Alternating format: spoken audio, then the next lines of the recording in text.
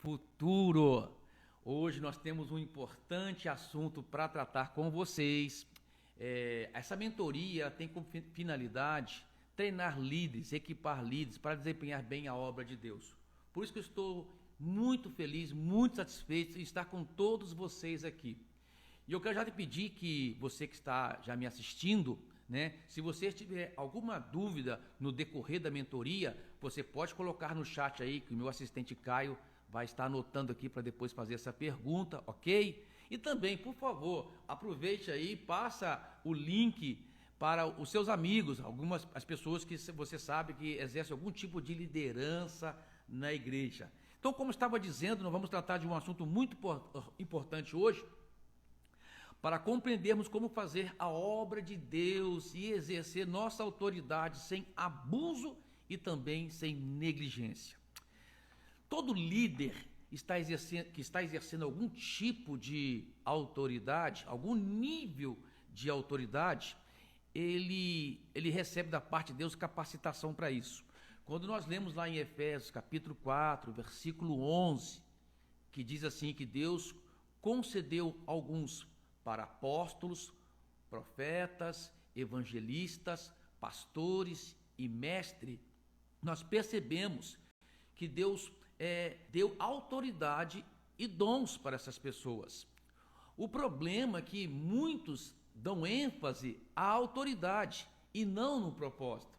E na verdade, amado, o importante é o propósito. E o propósito diz o restante do texto, a fim, à vista de, com o propósito de equipar os santos para que eles possam desempenhar bem a obra de Deus, o trabalho do Senhor, o serviço ao corpo. Então, exercer autoridade, na verdade, é trabalhar com responsabilidade. Exercer autoridade é compreender que você vai usar essa autoridade para treinar, para equipar pessoas. E o uso adequado da nossa autoridade vai produzir bons frutos. Mas o uso errado torna-se um abuso.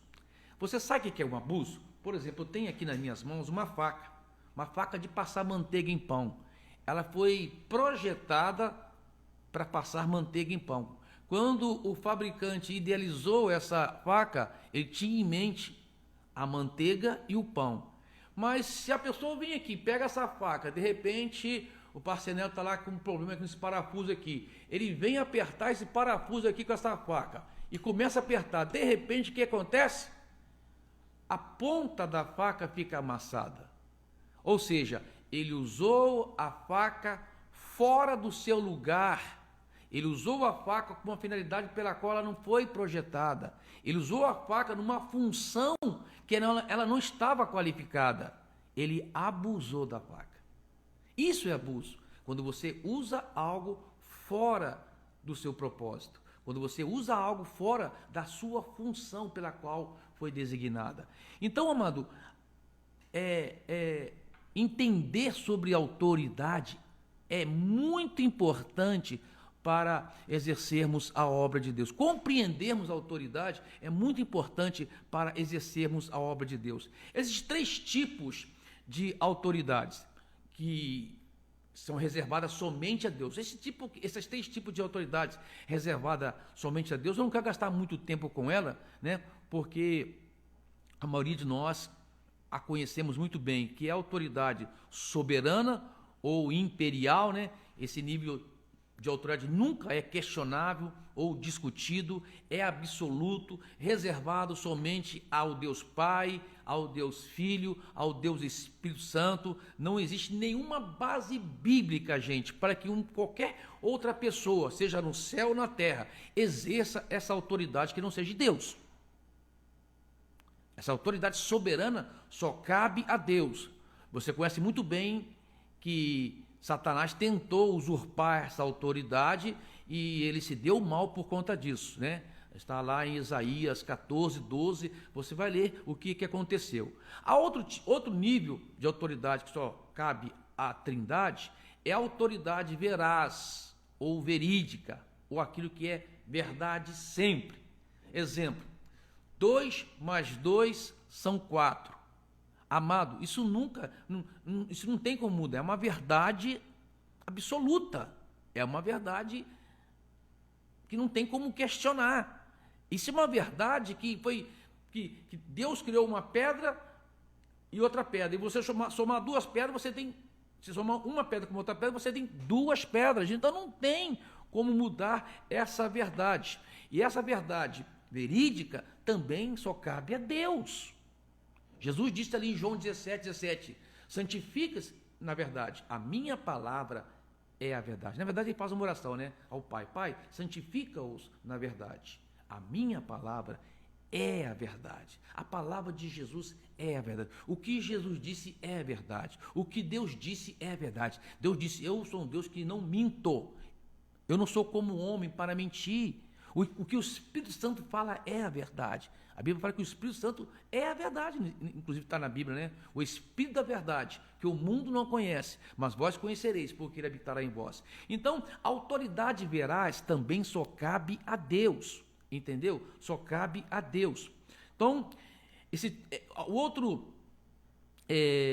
outro tipo de autoridade é a autoridade da consciência. Amado, toda pessoa que tem um juízo perfeito sabe discernir entre o certo e o errado. Isso é consciência. Todas as pessoas sabem aquilo que é bom para ela. Sabe ou não sabe? Todo mundo sabe o que é bom para ela. E todo mundo sabe também o que pode prejudicar os outros. Isso é consciência. Eu estava vendo um vídeo esses dias de uma criancinha pequenininha que fez algo errado e a mãe pergunta para ele, quem fez isso? Ele fala que foi o pai. Foi o pai que fez aquilo.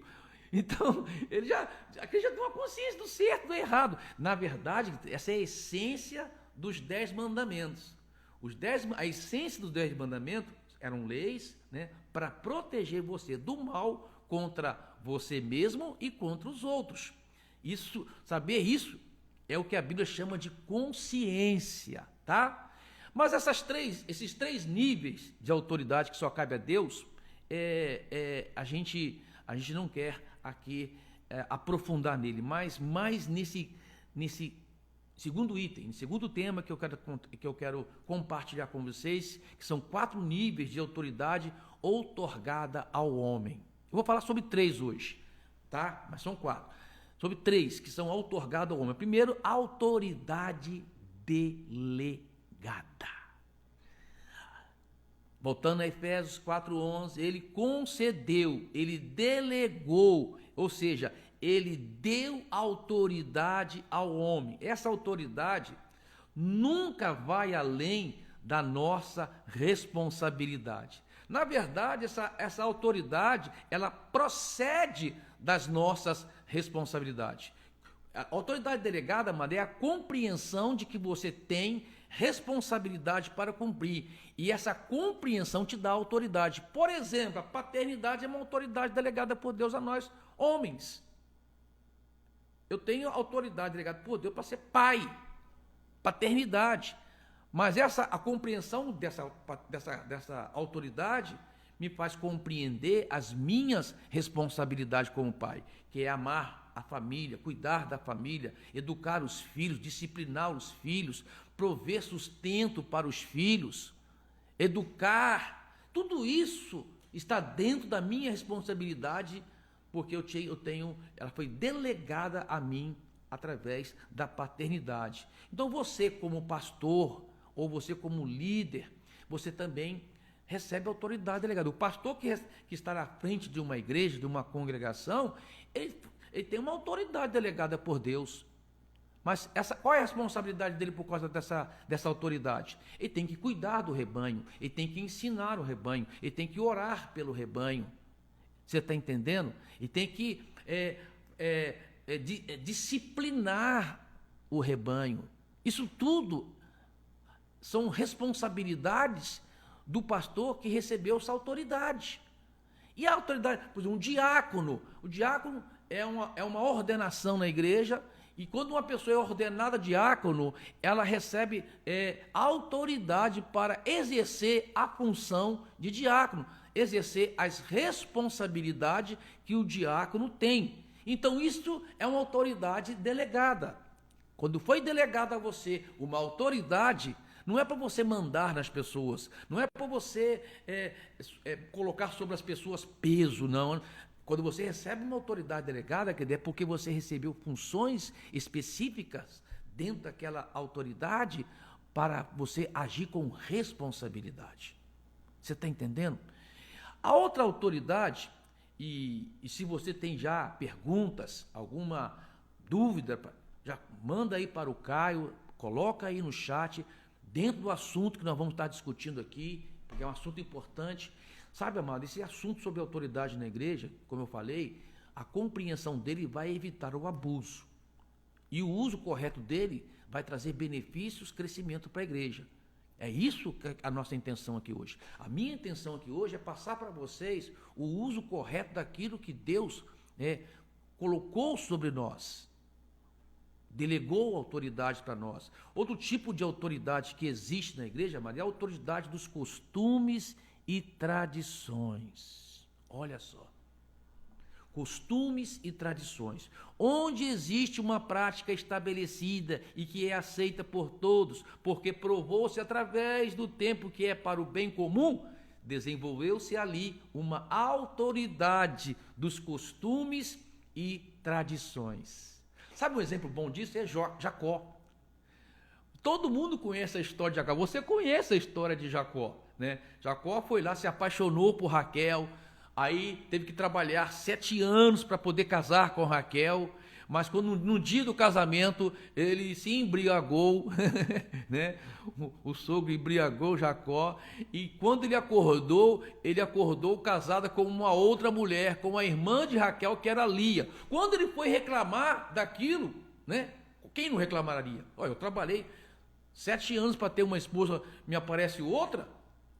Quando ele foi reclamar daquilo, o sogro dele disse para ele assim: olha, o nosso costume é esse. Primeiro se casa com a mais velha, depois com a mais nova. Não pode casar a mais nova primeiro. Ele fala: o costume é esse? O que eu tenho que fazer? Você vai ter que trabalhar mais 7 anos agora para casar com Raquel.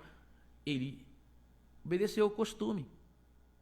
Sabe, amado, essa questão de costume é muito interessante, porque hoje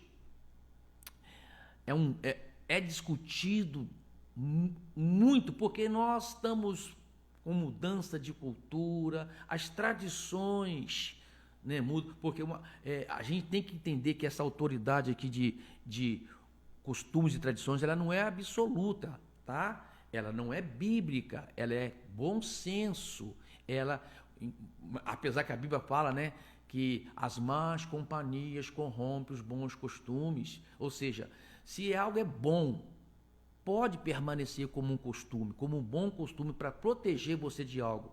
Mas aquilo também pode mudar. Aí que está o detalhe importante. Uma autoridade, um costume, uma tradição, ela pode mudar. Eu conheço uma historinha que vai te ajudar a compreender isso, né? De um lugarejo, onde as pessoas estavam passando muita necessidade. Por quê?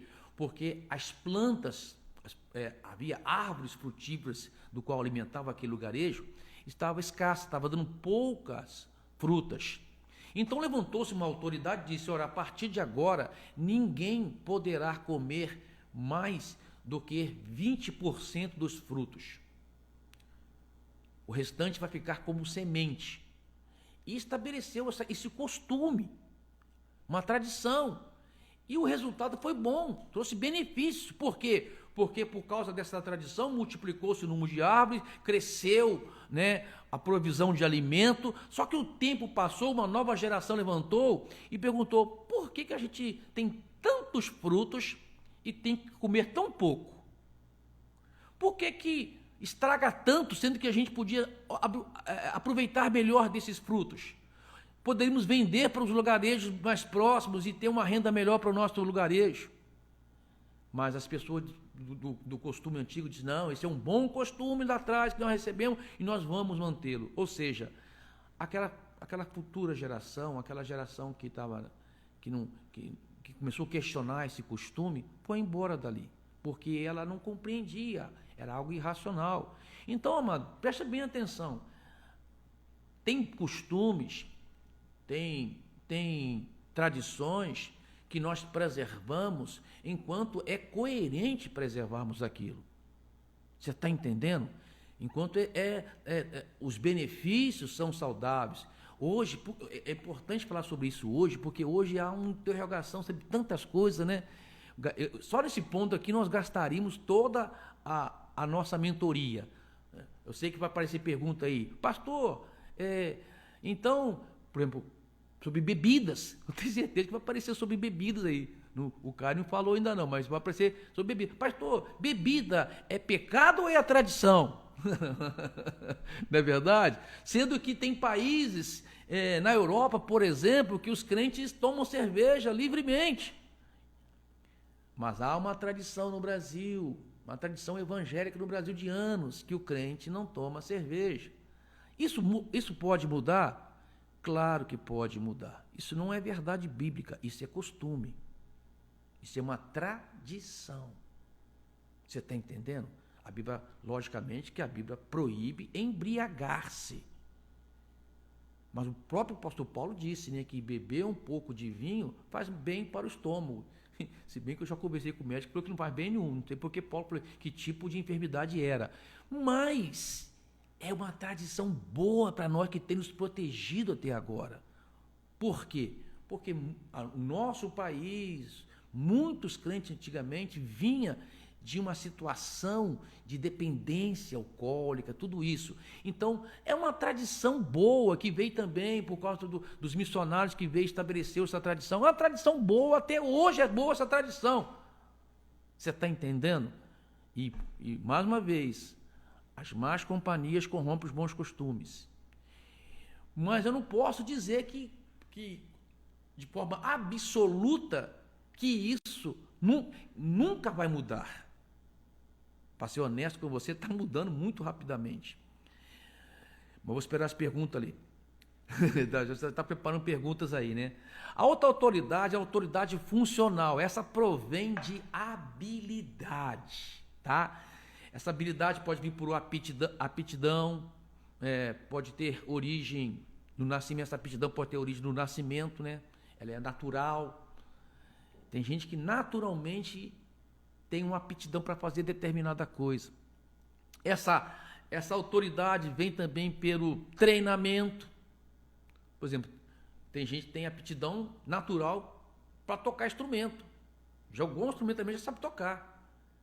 Mas tem gente que não tem, mas pode treinar e aprender a tocar. Talvez nunca vai ser tão bom como aquele que tem uma aptidão natural, mas ele pode se tornar um músico e às vezes até ensinar. Porque desenvolveu através da educação. Essa autoridade também vem pela graça de Deus, gente. É uma capacitação divina. Hoje, Deus tem derramado dons e capacitação para a igreja, para desenvolver a obra. Tem gente que... Eu tenho um exemplo da minha esposa Maristela. Quando nós chegamos em Ribeirão Preto, ninguém tocava teclado. E ela orou tanto, pediu tanto a Deus... E Deus capacitou ela para tocar teclado. Ela aprendeu a tocar teclado. Você entendeu?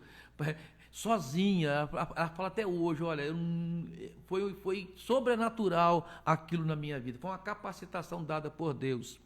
E por experiência, né? A escola da vida, as cabeçadas que nós damos na vida.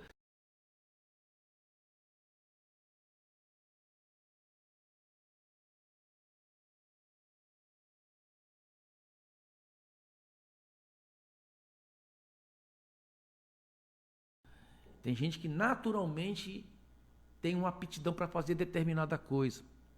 Essa autoridade vem também pelo treinamento. Por exemplo, tem gente que tem aptidão natural para tocar instrumento. Jogou um instrumento também, já sabe tocar. Mas tem gente que não tem, mas pode treinar e aprender a tocar. Talvez nunca vai ser tão bom como aquele que tem uma aptidão natural, mas ele pode se tornar um músico e às vezes até ensinar. Porque desenvolveu através da educação. Essa autoridade também vem pela graça de Deus, gente. É uma capacitação divina. Hoje, Deus tem derramado dons e capacitação para a igreja, para desenvolver a obra. Tem gente que... Eu tenho um exemplo da minha esposa Maristela. Quando nós chegamos em Ribeirão Preto, ninguém tocava teclado. E ela orou tanto, pediu tanto a Deus... E Deus capacitou ela para tocar teclado. Ela aprendeu a tocar teclado, você entendeu? Sozinha, ela fala até hoje, olha, foi sobrenatural aquilo na minha vida. Foi uma capacitação dada por Deus. E por experiência, né? A escola da vida, as cabeçadas que nós damos na vida.